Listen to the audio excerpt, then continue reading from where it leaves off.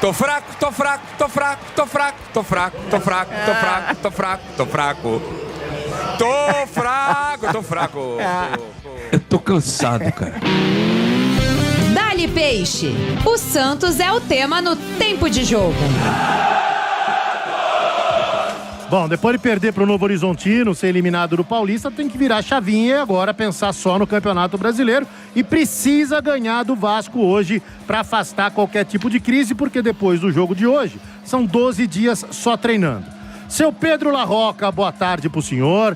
Dá para dizer que se perder, corre-se o risco de termos nesses 12 dias outro treinador preparando a equipe para a volta do Brasileiro, ou ficaremos 12 dias com cornetas em cima de Vojvoda? E aí, Pedrinho, boa tarde. Fala, Marcelo Lima, grande abraço pra você, Rafael Sgrilles, meu amigo Coste, que ontem fez aniversário. Grande abraço, meu irmão, feliz aniversário aí, com muita saúde, muita paz. Grande Danilão, meu irmão, meu parceiro. Estaremos juntos hoje toda... aí. Tô ligado já. E um grande abraço aí também à audiência do Tempo de Jogo. Então, Marcelo Lima, sobre isso do treinador, o detalhe é o seguinte, tá?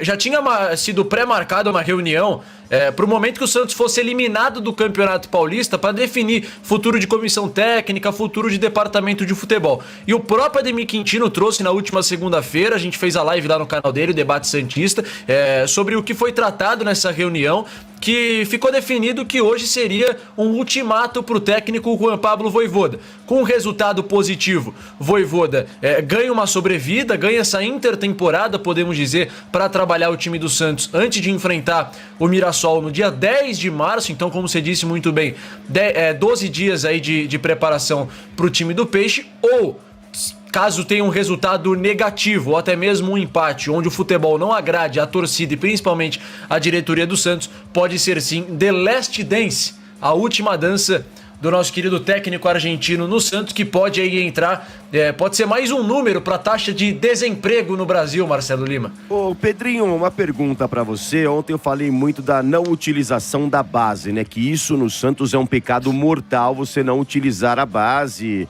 dar poucos minutos pro Robinho, a questão do Vini Lira, uma hora ele é titular, outra hora não é, o Gabriel Bom Tempo, porque não é titular nesse time, então tem a questão da base. Mas além de não utilizar esses garotos, qual o principal pecado do Vojvoda neste ano de 2026 para você, Pedrinho? Cara, essa é uma ótima pergunta, viu Sgrilles? Porque se tem um erro que o Vojvoda, para mim, que ele cometeu que foi muito grande, aí um erro a curto prazo, foi a não manutenção, ou pelo menos a manutenção de uma base do time que iniciou o jogo contra o Velo Clube pro jogo contra o Novo Horizontino, né? A gente teve muitas mudanças, se não falha a memória, foram 5 alterações do jogo contra o Velo Clube pro jogo contra o Novo Horizontino.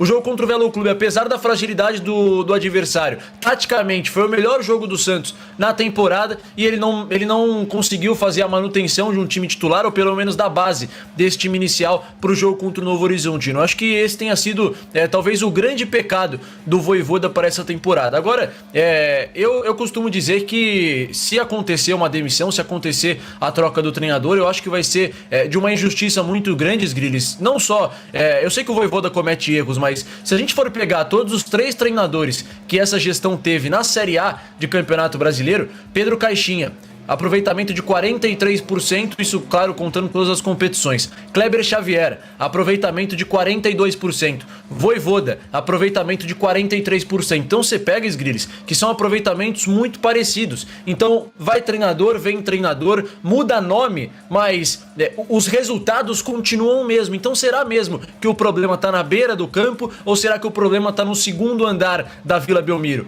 Ou será que o problema está dentro das salas de reuniões do CT Rei Pelé? Será que o problema de fato está na comissão técnica? Será que o problema de fato está nos atletas? Será que falta vontade?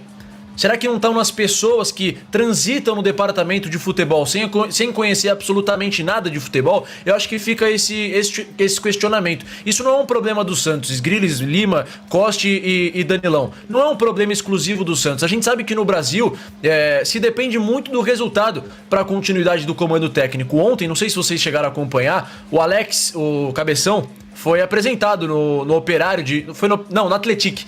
No Atletique de Minas Gerais, E ele trouxe uma frase que pra mim define muito o futebol brasileiro e casa com a situação que o Santos vive hoje perante ao seu treinador. O técnico é contratado pelas ideias, mas é demitido pelos resultados. Eu acho que nada mais resume o Santos Futebol Clube hoje do que essa frase. Agora, o nome que a gente ouve falar, que cresce a cada dia, é o do Cuca mesmo, porque dizem que o Neymar adora Fernando Diniz, que recentemente teve uma passagem de pouco sucesso pelo Santos. É isso mesmo, Pedrinho? O Neymar, ele defendeu muito o Fernando Diniz na seleção brasileira naquela oportunidade. Agora, Marcelo Lima, sem informação, mas essa gestão ela é tão previsível que eu te dou aqui com convicção os nomes que essa gestão vai atrás, mas assim, sem dúvida nenhuma. Cuca vai ser o primeiro nome, eles vão atrás do Renato Gaúcho, eles vão ligar pro Renato Gaúcho, você não tenha dúvida disso. Eles vão ligar pro Sampaoli para ver se o Sampaoli se anima a voltar pro Santos. E se tudo der errado, eles vão ligar pro Fernando Diniz. Esses 4 nomes, 3 eles vão ligar, tá, Lima? 3 eles vão ligar. O Renato Pode não tá anotar indo o que eu tô pro falando Vasco? aqui. O Renato não tá indo pro Vasco?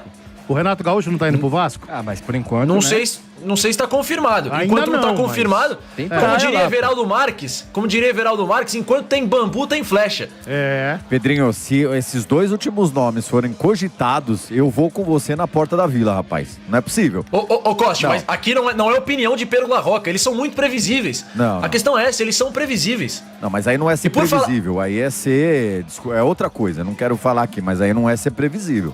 Pelo amor de Deus, a gente não vai permitir isso, Pedrinho. Não vou deixar fazer isso com o meu filho, não vou. Não, Que filho isso, é um cacete, não começa Agora- com isso. meu filho, não não é? começa com Agora, isso. Tá Pedrinho, bom.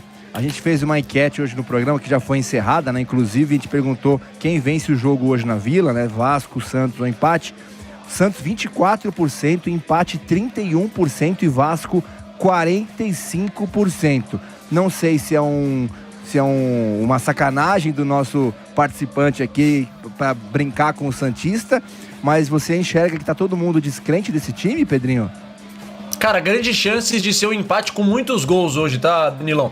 Não pela competência do ataque de ambas equipes, mas pela deficiência da defesa, tanto de Santos Futebol Clube, tanto de Vasco. Eu tinha esperança, pelo menos, do Vasco vir com o Fernando Diniz aqui pra Urbano Caldeira. Agora, só pra não deixar passar, Lima, Costes, Gris, Danilão e meus amigos. O Coste falou aí de Porta da Vila e tudo mais. Nessa madrugada, novos protestos que se estenderam não só pra cidade de Santos, viu, Marcelo Lima, mas pra Baixada Santista inteira. A gente teve alguns protestos aí durante a semana, como a faixa Contrata ou Vaza na Vila, MT já pagou o transferban na faculdade de propriedade da família do presidente, no CT Rei Pelé ontem, joguem igual nós pichamos, e agora, nessa madrugada, em outros locais, no CT Meninos da Vila, uma faixa escrito MT sucateou a base. No local onde se cogita a construção de um CT, na Praia Grande, mais uma cortina de fumaça, era o que estava escrito em outra faixa, no Guarujá, em um dos viadutos do Guarujá. MT não sabe contratar, pula fora. E no Pier do Pelé, em São Vicente, na praia do Gonzaguinha, Teixeira, o Santos não é o seu quintal. Tudo isso não amando, né, mas feito pela principal torcida organizada, pelo menos a divulgação que a gente recebeu veio da própria torcida organizada, a torcida jovem do Santos. Então, um incômodo muito grande, não só do torcedor comum, mas também das torcidas organizadas.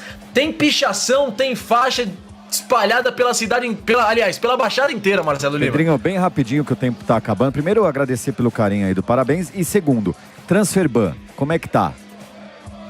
Boa pergunta, viu, Costa? Ótima pergunta. Ontem eu conversei com um dos diretores do Arouca, porque a gente teve a divulgação aí pelos amigos do GE de que o Santos tinha efetuado o pagamento. Pelo que eu conversei com o diretor do clube português, o pagamento ainda não tinha caído, mas o detalhe é o seguinte: quando um clube faz esse pagamento para uma outra equipe num continente diferente, por exemplo, pode ser que demore até 2 dias para esse pagamento ser confirmado na conta do time do Arouca. Então o Santos deve sim já ter feito este pagamento perto da casa dos 20 milhões de reais com os impostos, mas por enquanto, 12h58 do dia 26 de fevereiro de 2026, ainda não caiu este pagamento na conta do Arouca, mas isso deve acontecer pelo menos até amanhã, Costa. Pedrinho, para encerrar a tua participação, o Santos para hoje à noite entra em campo como?